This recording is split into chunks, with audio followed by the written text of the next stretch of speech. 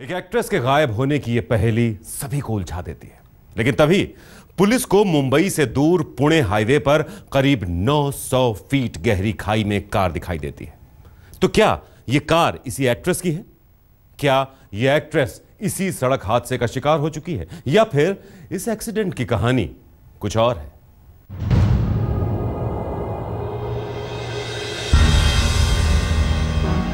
Mumbai Pune old highway के पास करीब 900 feet गहरे खाई में 28 दिसंबर की सुबह जब पुलिस को एक मारुति कार पड़ी हुई मिली तो उसका पहला शक एक्सीडेंट का ही हुआ।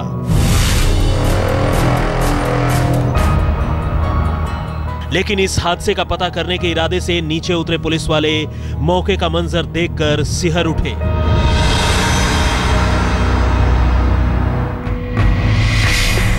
खाई में गिरी कार के परखच्चे उड़ चुके थे और गाड़ी की हालत देखकर ही यह अंदाजा लगाया जा सकता था कि इसमें सवार मुसाफिरों की हालत क्या हुई होगी।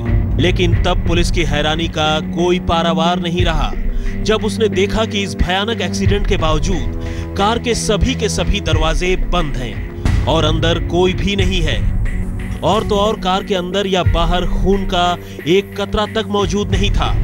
ऐसे में इस वारदात को लेकर पुलिस का शक और गहरा हो गया। अब पुलिस कार मालिक का पता करने की कोशिश करने लगी। अभी पुलिस इस हादसे का पता कर ही रही थी कि थाने में एक शख्स ने अपनी बीवी की गुमशुदगी की रिपोर्ट दर्ज करवाई। उसने बताया कि कई हिंदी और मराठी फिल्मों में काम कर चुकी उसकी अदाकारा बीवी अलका पुणेवार 27 दिसंबर की शाम से ही रहस्यमयी तरीके से गायब है। उसके मुताबिक गुमशुदगी से पहले अलका मुंबई के ही एक उपनगर उरण में एक स्टेज शो करने के लिए रवाना हुई थी और उसने खुद ही अपनी बीवी को उसकी मारुति कार से कोपरी इलाके तक छोड़ा था। वो कार से उतरकर घर वापस आ गया जबकि अलका उरण चली गई। जब पुलिस ने इस कार के नंबर के साथ खाई में गिरे कार के नंबर का मिलान किया तो उसका माथा ठनका। ये तो अलका पुणेवार की ही कार थी जो रहस्यमयी हालत में खाई में गिरी हुई थी। अब पुलिस अलका के पति संजय पुणेवार को लेकर मौका वारदात पर पहुंची। अब तक पुलिस और अलका के पति संजय पुणेवार को यह शक होने लगा था कि कहीं हाईवे में अलका किसी बदमाशों के गैंग का शिकार तो नहीं हो गई जिसने उसे अगवा कर कार को नीचे खाई में धकेल दिया। मामला पेचीदा था।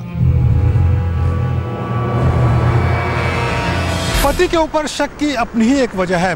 दरअसल जब अलका की गाड़ी की छानबीन के लिए पुलिस वाले अलका के पति के साथ 900 फीट नीचे खाई में पहुंचे तो वहां पर गाड़ी के मलबे के सिवाय कुछ भी नहीं मिला।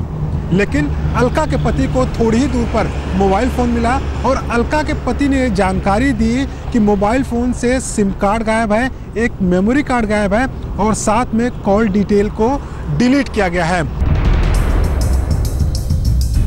उधर उसके पति संजय पुणेवार ने पहली ही नजर में अलका की कार को पहचान लिया। मौके पर पहुंची पुलिस और उसके पति ने जब अलका के मोबाइल फोन और दूसरी चीजों की तलाश शुरू की तो झाड़ियों के बीच उसे अलका का मोबाइल फोन भी मिल गया, लेकिन इसका मेमोरी कार्ड और आखिरी कॉल डिटेल गायब थे।